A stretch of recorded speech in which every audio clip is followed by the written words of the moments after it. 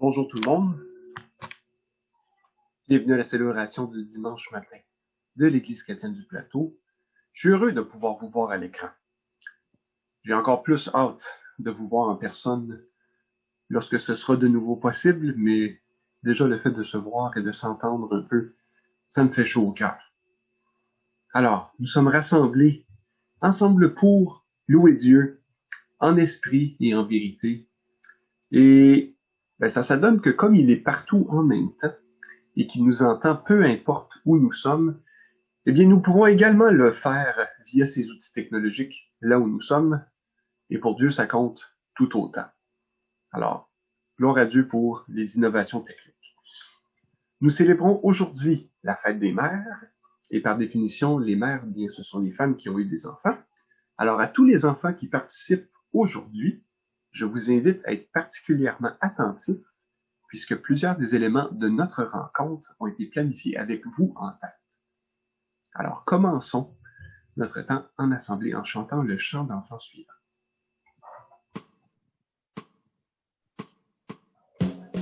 Je sais pas, je devrais pas. Le ciel est bleu, le soleil brille dans mon cœur et je suis content. Et moi tout chante car Jésus est mon sauveur. Je marche joyeusement. Jésus est ressuscité. Oui, vraiment ressuscité. Jusqu'au ciel il est monté. Jésus est ressuscité.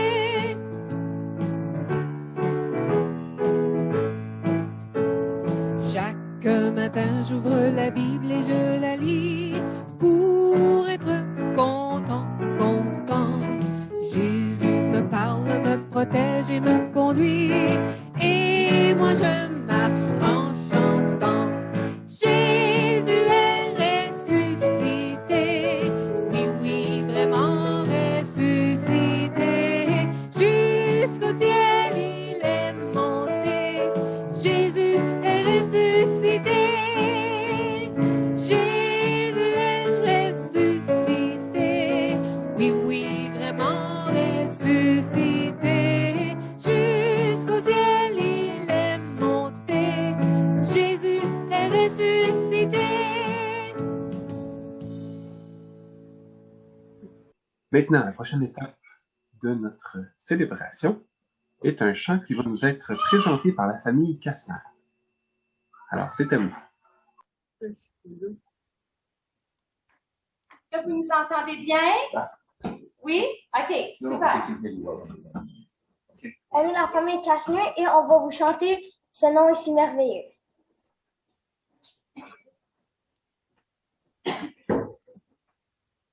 Vous allez nous chanter, on va... Est-ce que vous pouvez nous entendre? OK.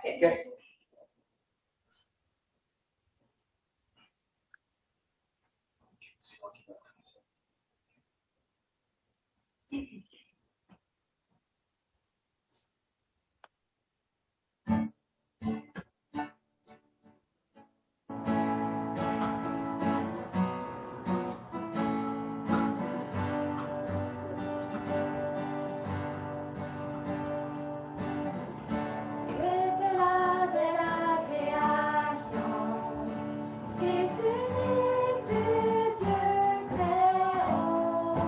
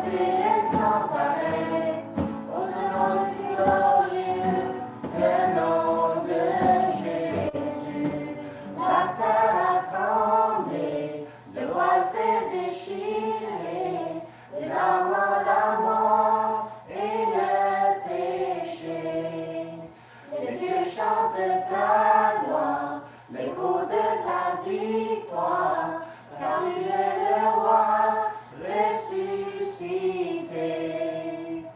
Tu es sans rival, tu es sans égal, Dieu tu triomphes à tout jamais. À toi le règne, à toi la gloire, car ton nom surpasse tout autre nom. Oh, ce nom est victorieux, oh, ce nom est victorieux, le nom de Jésus-Christ, mon roi. Oh, ce nom est victorieux, sa beauté est sans pareil. Oh, ce nom est victorieux, le nom de Jésus.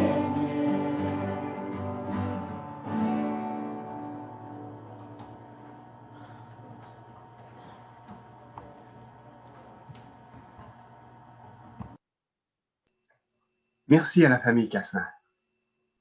Nous allons continuer en chantant un prochain chant en assemblée à Dieu, dont le titre est « Tu es merveilleux ».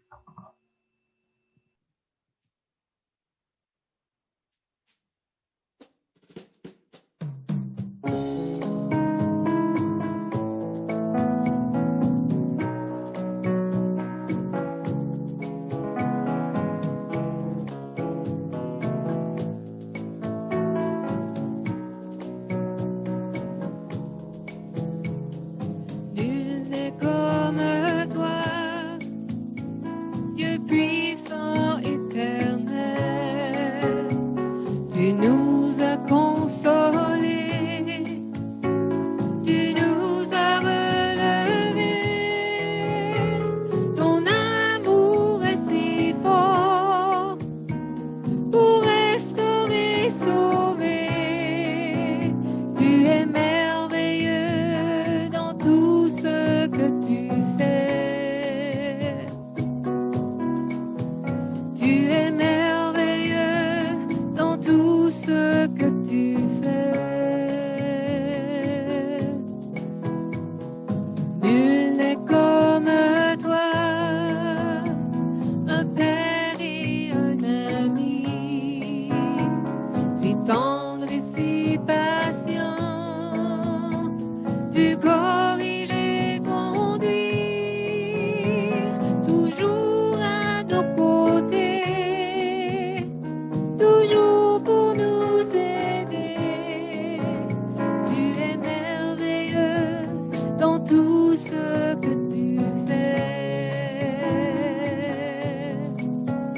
Tu es merveilleux dans tout ce que tu fais. Nul n'est comme toi, Dieu d'amour et de paix, justice et vérité. En toi tout est parfait, lumière et sainteté, splendeur et majesté.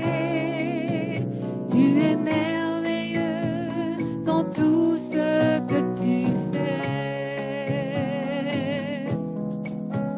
Tu es merveilleux dans tout ce que tu fais.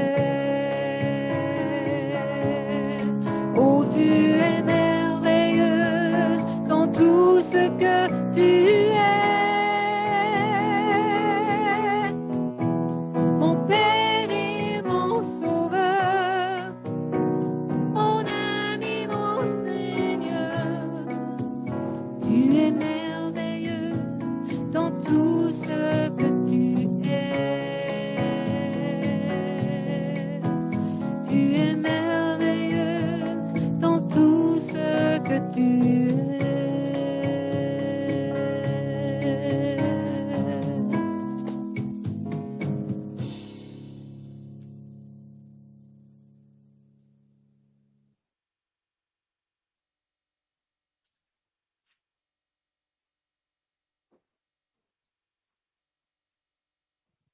François, you're on mute. Désolé. Notre Dieu est tout-puissant. Il est le créateur de tout ce qui existe, et il aurait pu très bien continuer à exister sans nous. Il était parfait en soi. Pourtant, il a voulu partager sa présence avec nous. Il a voulu être en relation avec nous en nous plaçant sur terre. Il avait prévu d'avance que nous nous rebellions contre lui et il a conçu un plan de rédemption avant la fondation du monde pour qu'à travers le sacrifice de Jésus à la croix, nous ayons la possibilité d'être réconciliés avec lui. Il est digne de toute notre adoration, de toute notre louange. Alors chantons maintenant, digne es-tu.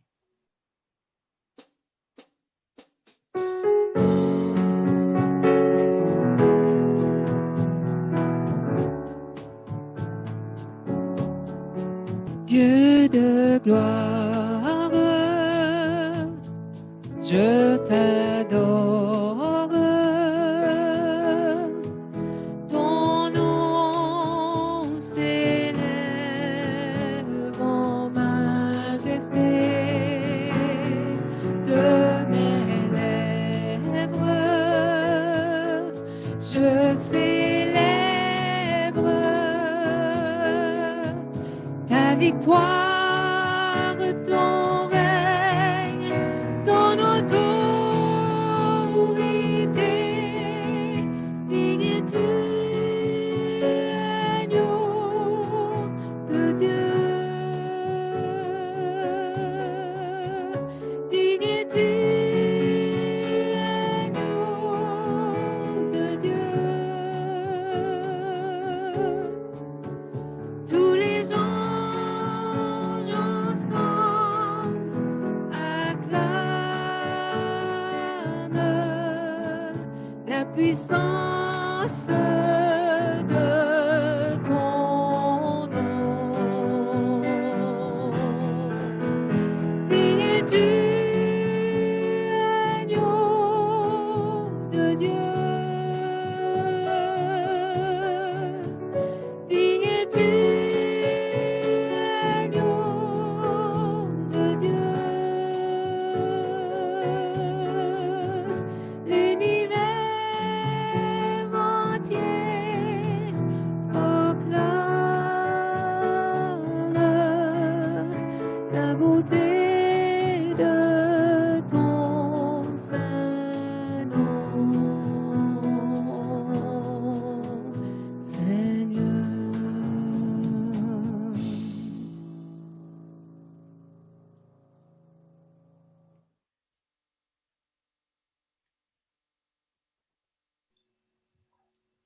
Poursuivons maintenant notre temps ensemble avec la lecture des psaumes 130 et 131. Alors pour ceux d'entre vous qui avez vos Bibles à proximité, je vous invite à les prendre. Vous pouvez également suivre à l'écran. Alors, je vais lire dans la version Colombe.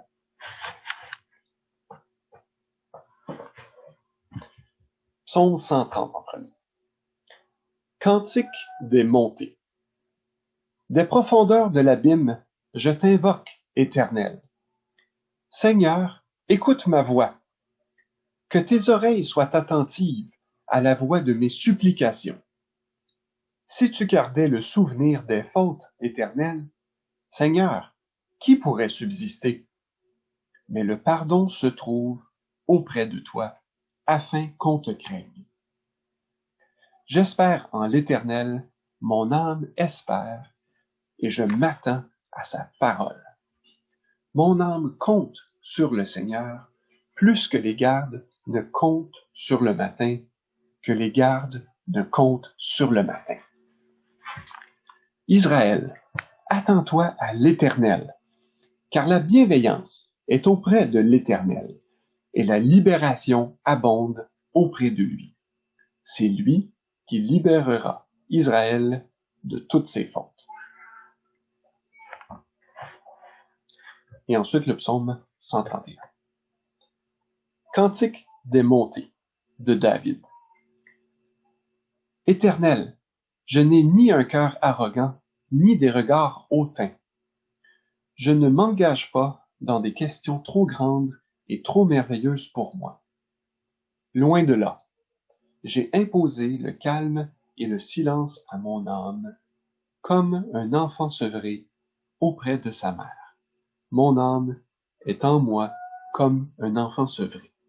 Israël, attends-toi à l'Éternel, dès maintenant et à toujours.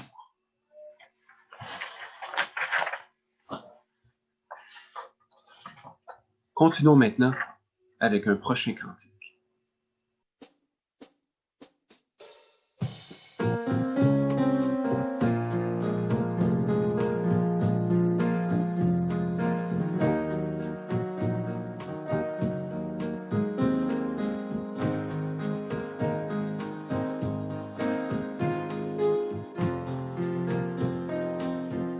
Nous nous tournons vers toi en cet instant. Nous élevons nos voix en t'adorant. Nous laissons sans regret ce monde fou pour retrouver la paix à genoux, car tu es le seul digne de recevoir l'honneur et la gloire.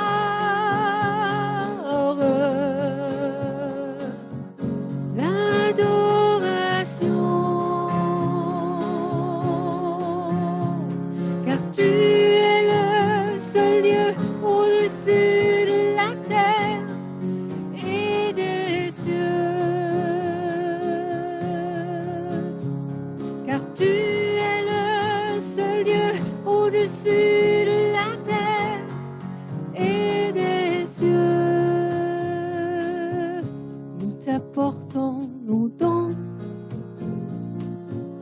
pour t'adorer, créer, chanter, danser pour t'honorer. Nous exprimons la joie d'être avec toi.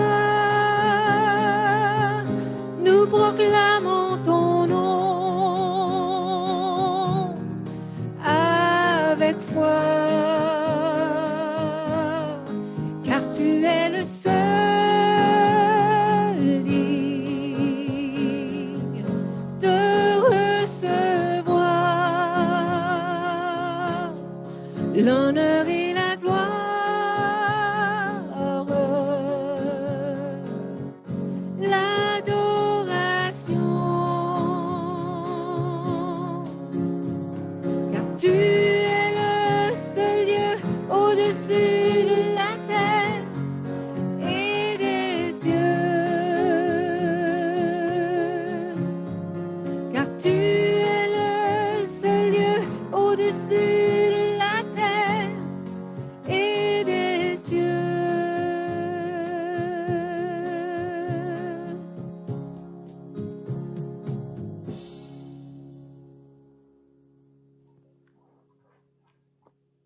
Gloire à Dieu. Je cède maintenant la parole à notre pasteur pour l'enseignement d'aujourd'hui. Pour ceux qui sont debout, vous pouvez prendre place. Alors, bonjour à chacun d'entre vous. C'est une joie de vous revoir pour plusieurs à l'écran. Il y en a dont, bon, la caméra est éteinte, mais on est quand même très heureux que vous soyez des nôtres, qu'on vous voit ou non. Ça fait plaisir d'être ensemble le dimanche matin sur YouTube.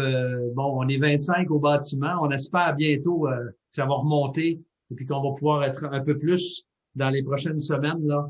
Alors, on continue à être patient, à persévérer.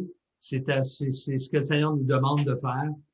Alors, aujourd'hui, c'est l'occasion, avec la Fête des Mères, de souligner le travail de toutes les femmes de notre Église et de celles qui ont un rôle important, justement, dans notre vie. Je veux vous remercier, chères sœurs, pour Ben d'abord, pour tout ce que vous faites, pour votre amour, pour vos enfants, pour nous les hommes, parce que nous aussi, on bénéficie de vos services nombreux.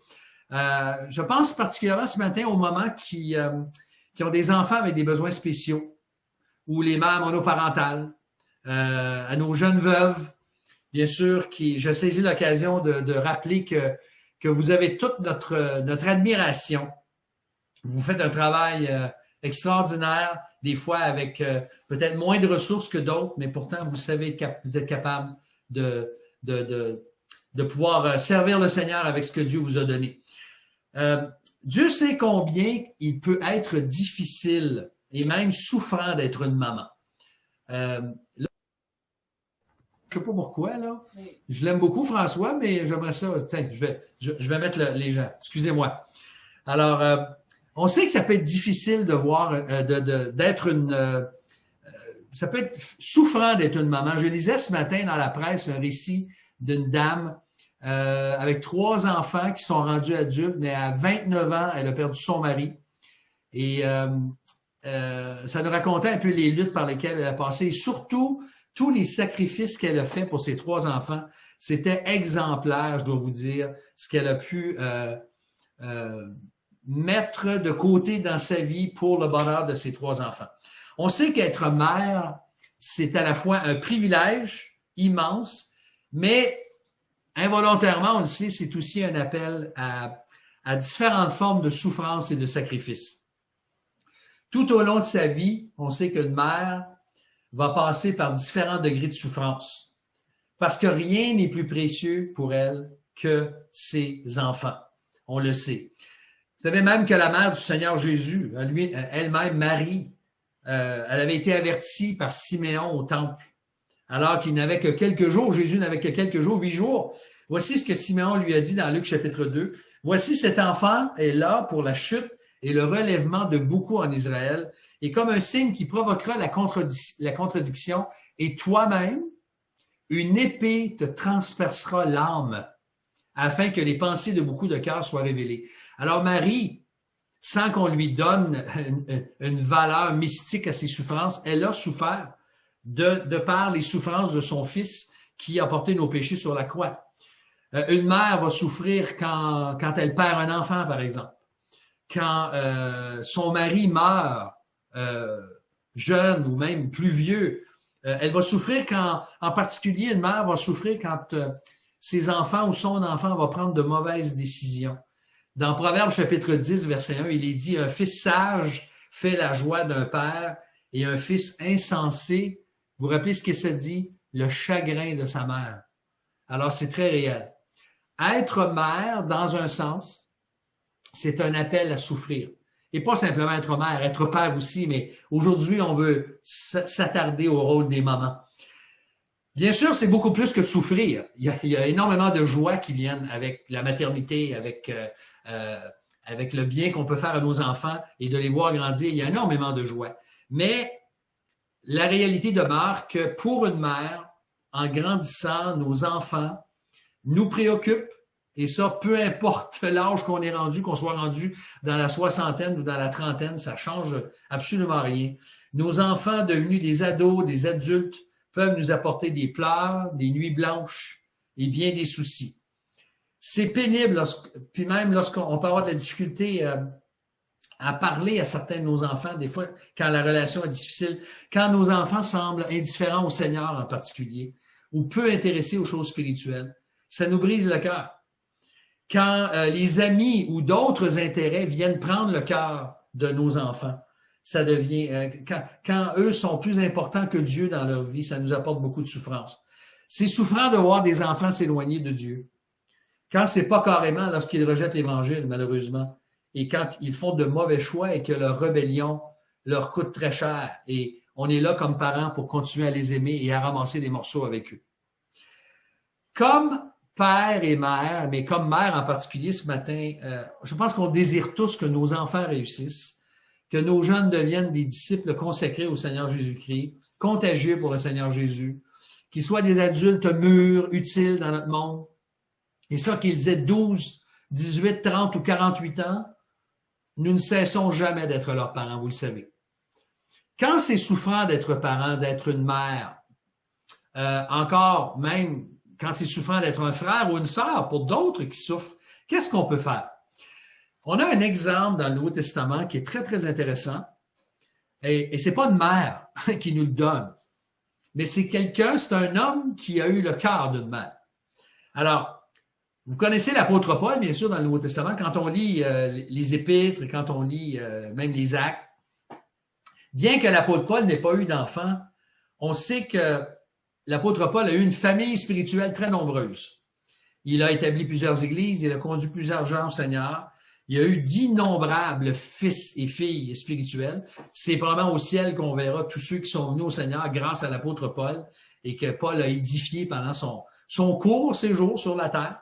Après que le Seigneur Jésus soit remonté au ciel, l'apôtre Paul est apparu quelque temps après et puis le Seigneur l'a utilisé pour être un apôtre absolument extraordinaire, le plus grand apôtre probablement que le monde ait connu. Mais dans son rôle de père spirituel, il a même été dans 1 Thessaloniciens chapitre 2 verset 7, il dit qu'il a été comme une mère qui prend soin de ses enfants.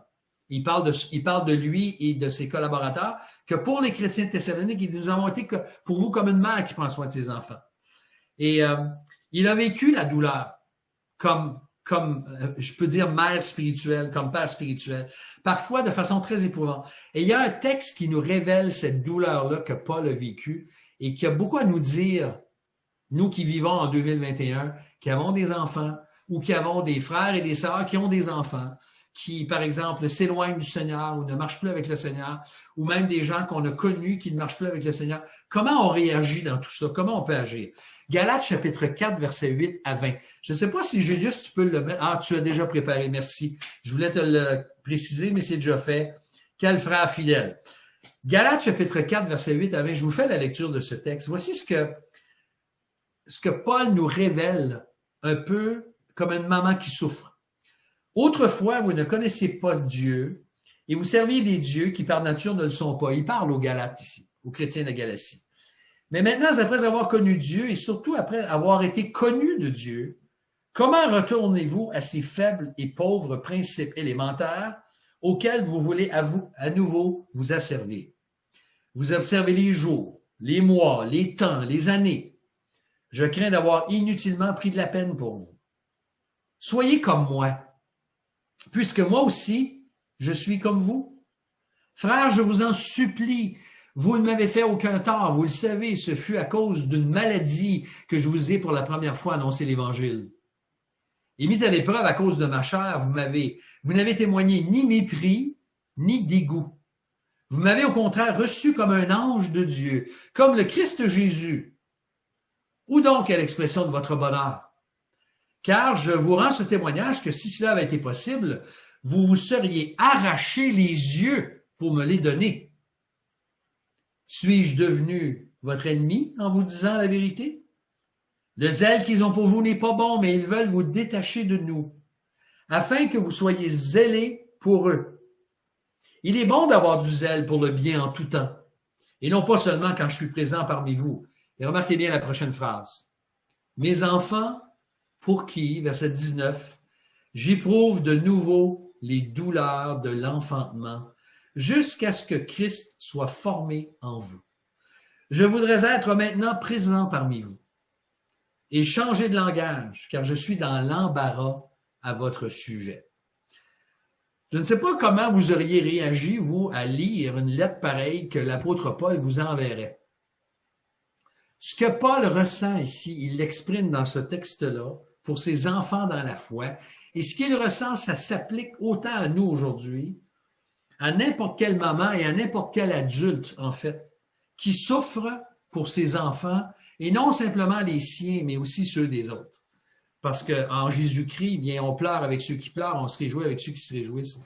Et nous sommes, qu'on le veuille ou non, on est appelés aussi à pleurer avec nos frères et nos sœurs dont les enfants ne marchent pas avec le Seigneur ou qui s'éloignent, et ainsi de suite.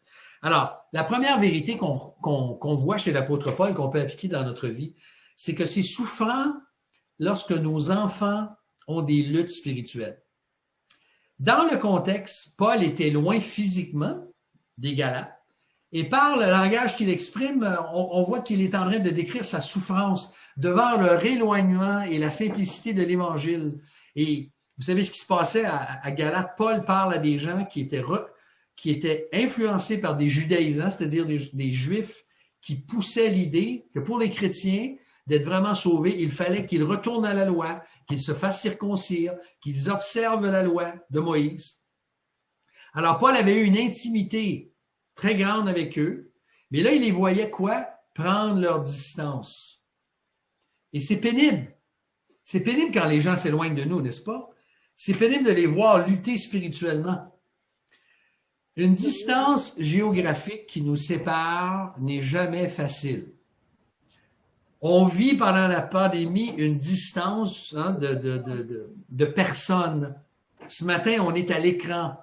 On est tous chacun chez nous. On n'est pas les uns avec les autres capables de se donner des saints baisers d'affection, une bonne poignée de main, des câlins. On aimerait donc le faire.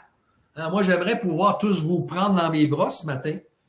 Et oui, Zoom, puis toutes les plateformes numériques, c'est une bénédiction, mais ça ne remplace jamais une proximité physique, vous le savez. Donc, une distance spirituelle ou même relationnelle, ça peut être encore plus pénible. Quand on sait que des gens s'éloignent, ils se distancent de nous, ils se distancent du Seigneur. Et au verset 13 à 15, Paul leur rappelle qu'il avait été proche dans le passé. Il leur avait annoncé le message de l'Évangile pendant qu'il était malade. Et on n'a pas beaucoup de détails. On pense que Paul, il y a plusieurs possibilités, là, mais dans les plus probables, on pense que Paul souffrait probablement à l'époque d'une maladie pulmonaire qui l'avait conduit à se rendre dans les montagnes de la Galatie, où, semble-t-il, les médecins de l'époque recommandaient aux gens d'aller dans ces montagnes-là parce que c'était très bénéfique pour leurs poumons. Et il leur dit même qu'en voyant sa condition à l'apôtre Paul, il l'avait traité comme un ange. C'est assez fort, hein? Comme Christ lui-même au verset 15.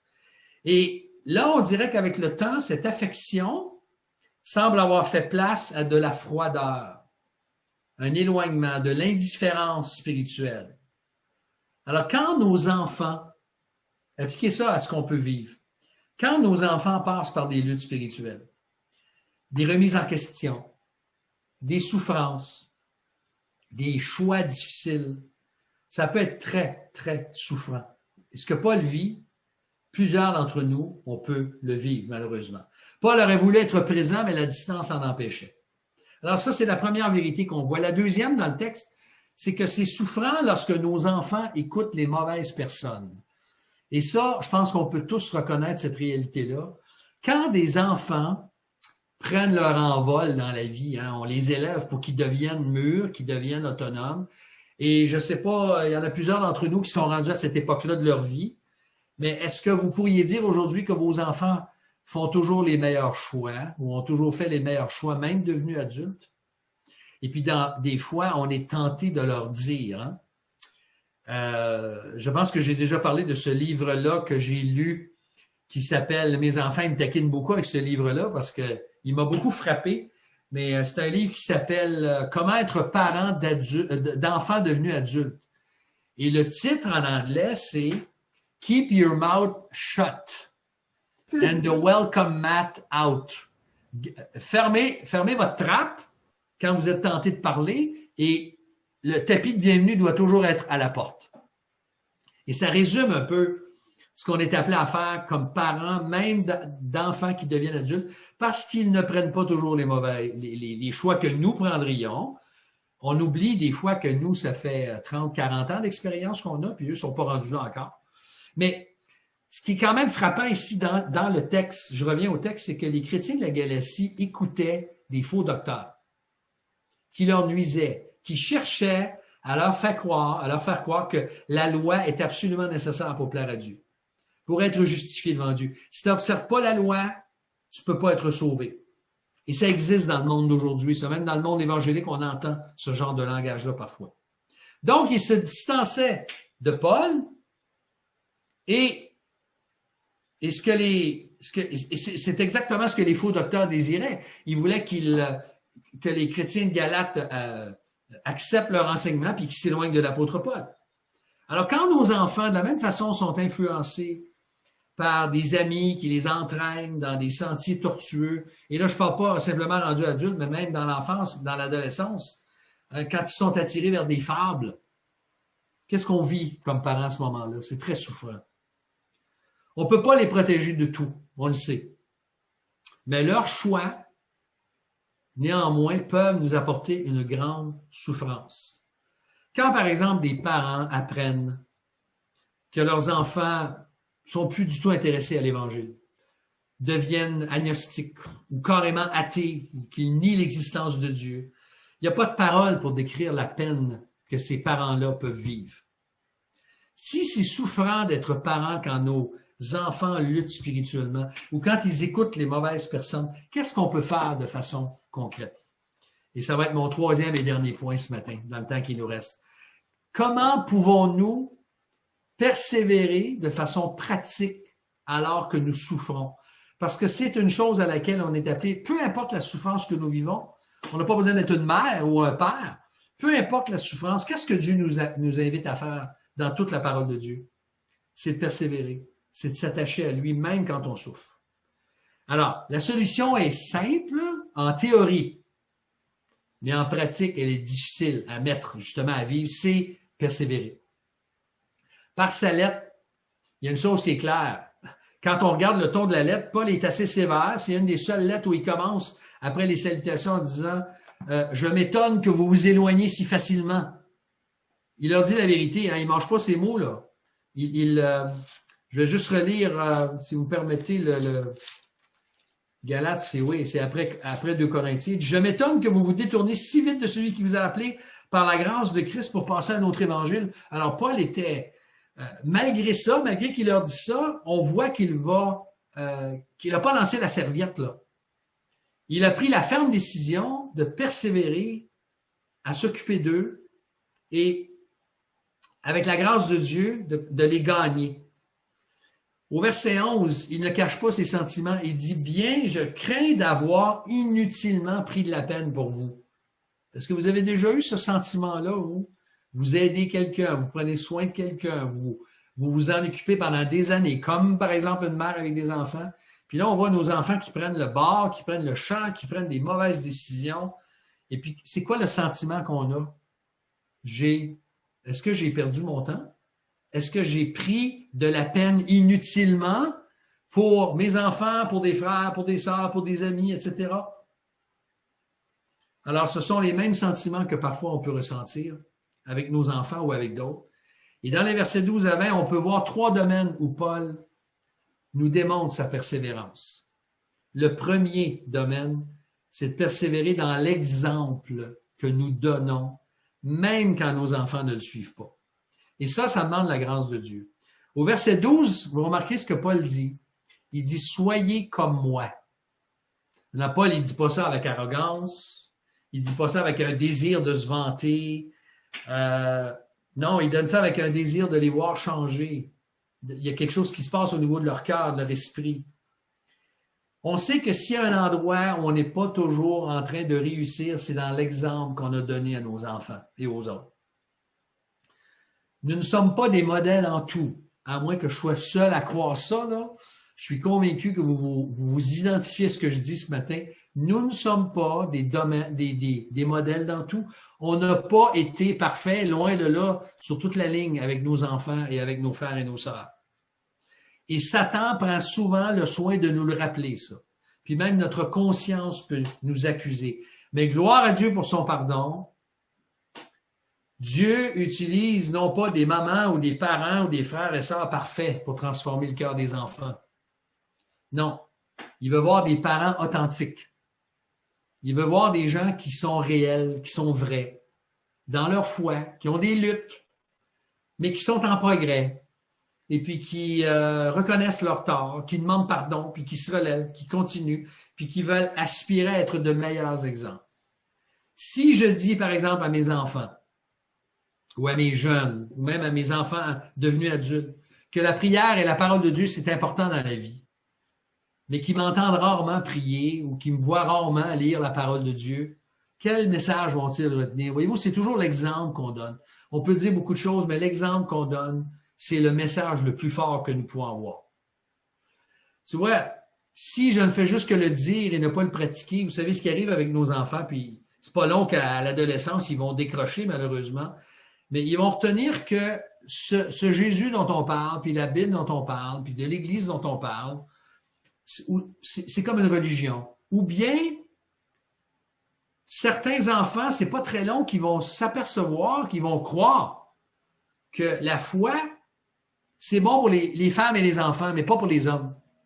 Quand tu es rendu un homme, tu n'as pas besoin de ça dans ta vie.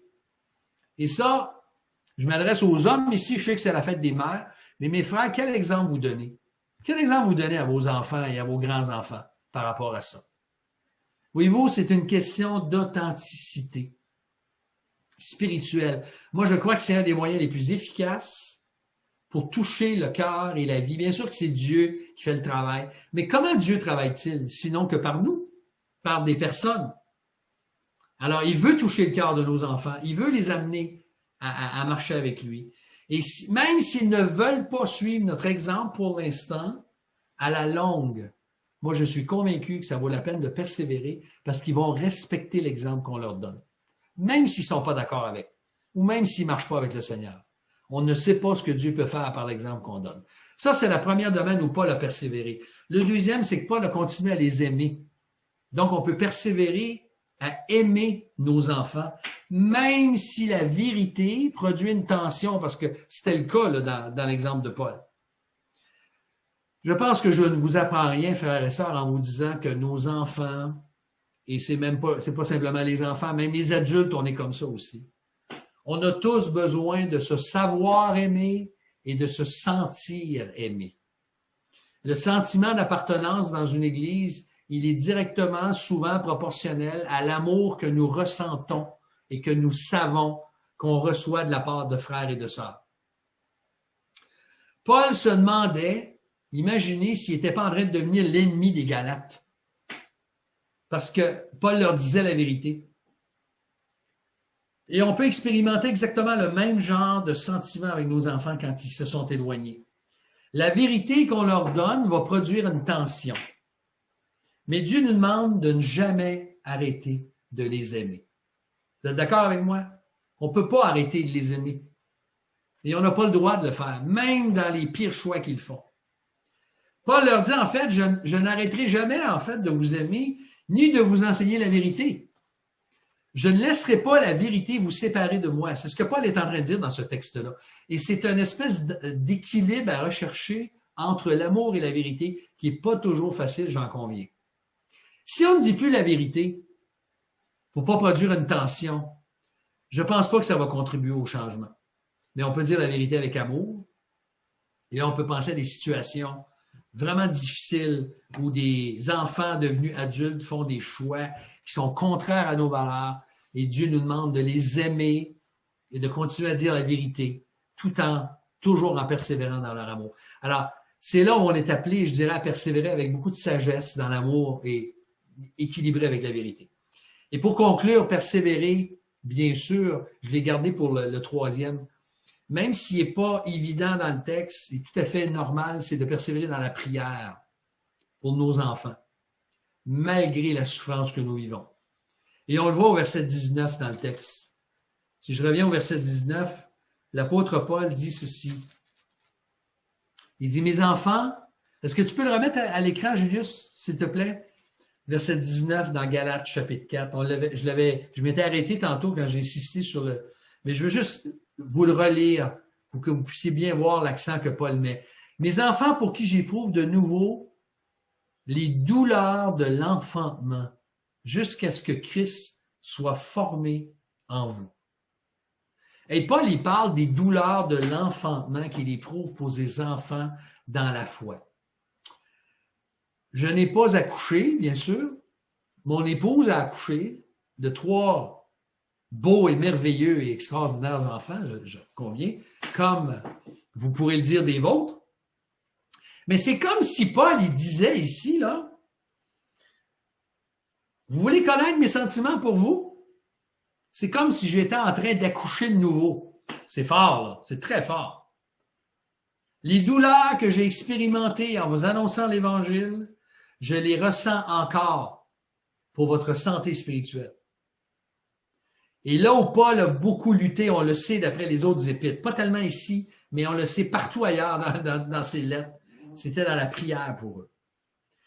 Et frères et sœurs, même quand nos enfants ou d'autres situations semblent ne pas avancer, on continue à prier.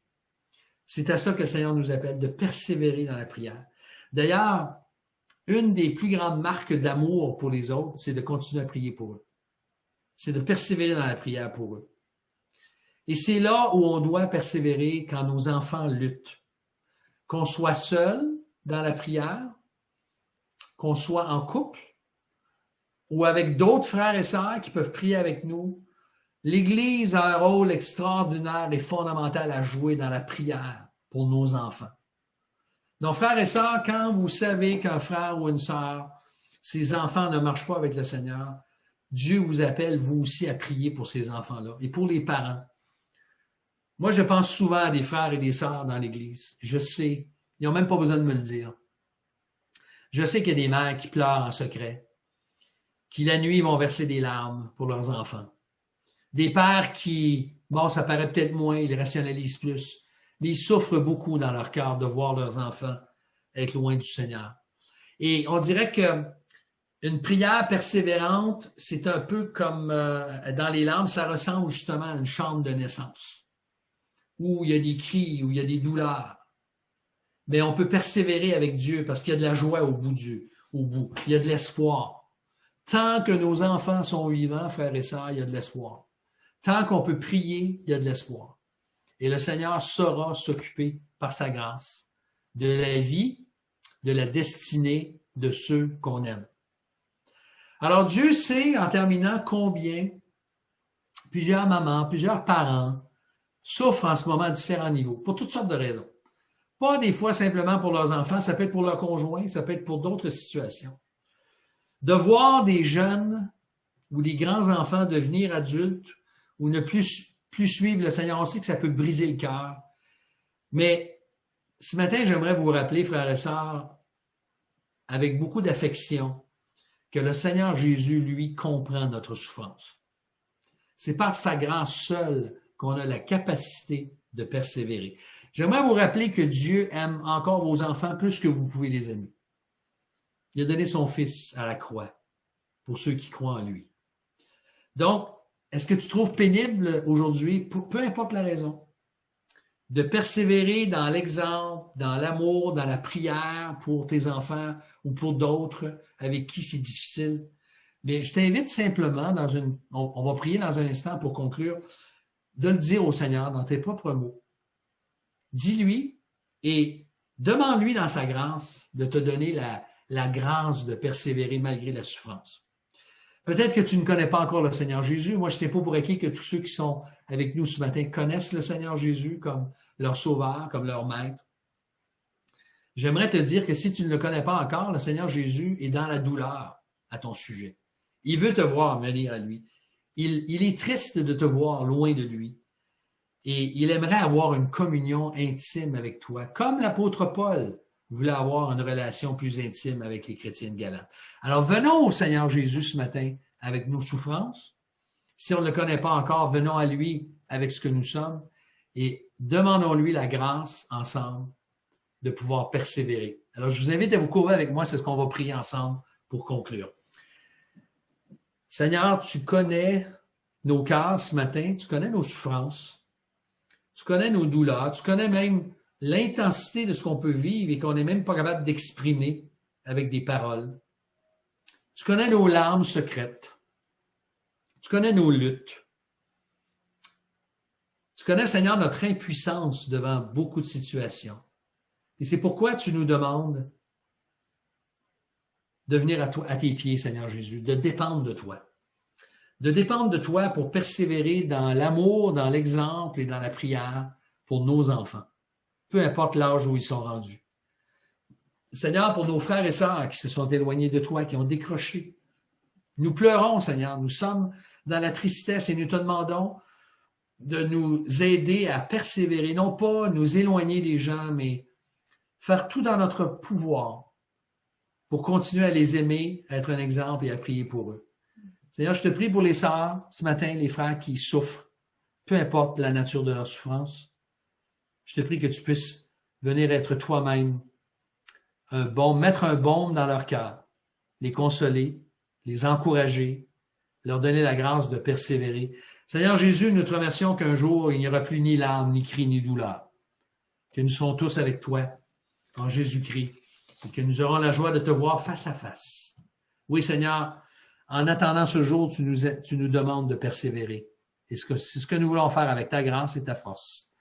Parce que nous comptons sur toi, notre Dieu, notre Père, au nom de ton Fils Jésus-Christ. Ton Fils que tu as donné à la croix pour nous. Sois béni, Seigneur, sois glorifié aujourd'hui. Merci pour toutes nos mamans, pour toutes nos sœurs dans l'Église, pour tout le travail qu'elles font jour après jour, année après année. Bénis-les, Seigneur, accorde-leur la persévérance dont elles ont besoin. Car on te le demande encore une fois au nom de Jésus, ton Fils. Amen. Amen.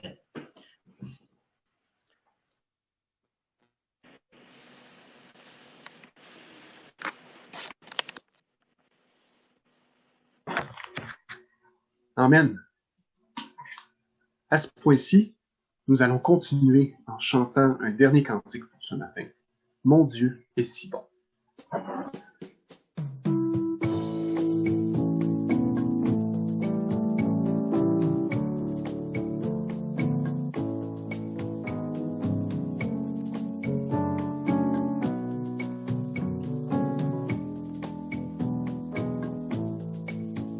Mon Dieu est si bon, il prend bien soin de moi. Ce Dieu plein d'amour, sais-tu qu'il pense à toi? Il voudrait t'aider dans tes difficultés. Ne tarde pas, viens à lui tel que tu es. Dieu sait si bien ce qui te semble lourd, qui te fait mal, te trouble chaque jour. Il connaît tes chagrins, tes peurs du lendemain. Il veut que tout concourt à notre bien. Il vit à jamais, c'est un Dieu tout-puissant. Il te répondra, viens à lui simplement. Quand tout semble noir, triste et désespéré, sais-tu que là-haut, tu n'es pas oublié. Dieu sait si bien ce qui te semble lourd, qui te fait mal, te trouble chaque jour. Il connaît tes chagrins, tes peurs du lendemain. Il veut que tout concourt à notre bien. Mon Dieu t'aidera, il conduira tes pas. Si tu veux marcher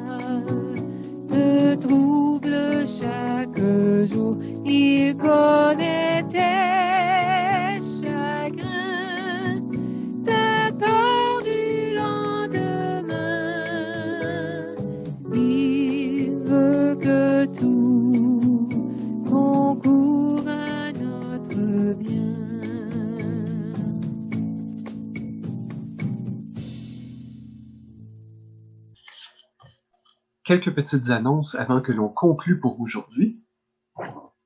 Alors, première chose, pour les étudiants du secondaire, la classe est prévue sur Zoom à 11h15. Il est 11h10 présentement. Alors, ça va être dans quelques minutes. Deuxième élément. Dimanche après-midi prochain, dimanche le 16 mai, nous avons une rencontre prévue sur Zoom sur la réflexion de l'avenir de notre Église. On va pouvoir réfléchir à haute voix ensemble, en petits groupes puis en grands groupes, aux forces, aux faiblesses de l'Église, à là où nous sommes actuellement, quels sont nos besoins, quels sont les objectifs et la direction qu'on veut se donner pour les 5 prochaines années. Nous espérons que cette réflexion-là soit le fruit d'un effort de toute l'Assemblée et pas celui de petits groupes de travail comme c'est le cas dans plusieurs organisations. Et suite à ça, il y aura une prochaine étape de réflexion par écrit, probablement au mois de juin, mais ça va être l'occasion, dimanche après-midi prochain, de réfléchir à ça ensemble à haute voix. Concluons maintenant. Dieu connaît chacune de nos inquiétudes, il connaît chacune de nos épreuves, chacun de nos défis. Il nous a envoyé Jésus pour qu'il puisse mourir à la croix pour nos péchés, pour qu'il puisse nous donner la possibilité d'être rachetés et délivrés de la mort éternelle. Malgré nos doutes, malgré nos peines, malgré les choses pénibles qu'on peut vivre de façon récurrente, nous pouvons être réconfortés par le fait que si nous sommes réconciliés avec Dieu, après notre mort, ou après le retour de Christ, nous serons pour toujours dans sa présence. Toute souffrance aura disparu, toute peine sera passée. Nous serons dans le paradis pour l'éternité, et les souffrances du temps présent nous apparaîtront bien petites en comparaison avec la gloire dans laquelle nous serons avec Dieu. Dans la lettre de Jude, les derniers versets vont comme suit. À celui qui peut vous préserver de toute chute, et vous faire paraître devant sa gloire, irréprochable dans l'allégresse. À Dieu seul, notre Sauveur, par Jésus-Christ, notre Seigneur, soit gloire, majesté, force et autorité, dès avant tous les temps, maintenant et dans tous les siècles. Amen. Amen. Bon courage, bonne semaine à tous. Avant qu'on se laisse, si vous me permettez, j'aimerais juste vous rappeler que la semaine prochaine, bien, on retourne nos bâtiments avec 25. On espère que la semaine suivante, ça va remonter. Mais on nous donne encore 25. Donc, n'hésitez pas de vous inscrire dès demain matin, 8 heures, je crois. C'est bien ça, Louise? C'est 8 heures demain matin. Et puis, je pense qu'on a une classe on a une classe ou deux, Francine, la semaine prochaine pour les enfants. Tu veux juste me confirmer ça, s'il te plaît? Oui, mais à 25, on demeure à une classe. Oui, c'est la classe des 3e à 6e année. C'est ça, une classe combinée des 3e à 6e année. Bon, alors juste pour préciser aussi ce que François a dit, ça va être bien important. La semaine prochaine, il va y avoir 2 rencontres en même temps, 2 Zooms différents. Nous allons vous envoyer cette semaine le 2e Zoom. C'est pas le Zoom de ce matin. Ça, c'est par ce nom qui va le prendre dimanche prochain à 4 heures. On va vous envoyer un autre numéro. Donc, ça va être important de ne pas aller sur l'autre parce qu'ils ne pourront pas vous accueillir sur l'autre. Ils vont être en cours. André, non, c'est le cours de par ce nom est remis le samedi la veille. Vous êtes sûr de ça, là? Oui. Oui. Vous avez décidé ça hier, c'est ça? Oui. Ils l'ont fait hier. Oui, ils l'ont fait hier. OK, d'accord. Donc, ils ont décidé de le remettre. C'est le samedi dorénavant. Bon, OK, d'accord. Alors, oubliez ce que je vous ai dit, ça va être le même jour. Alors, bonne semaine à tous. C'était bon de vous avoir ce matin. Que le Seigneur vous bénisse.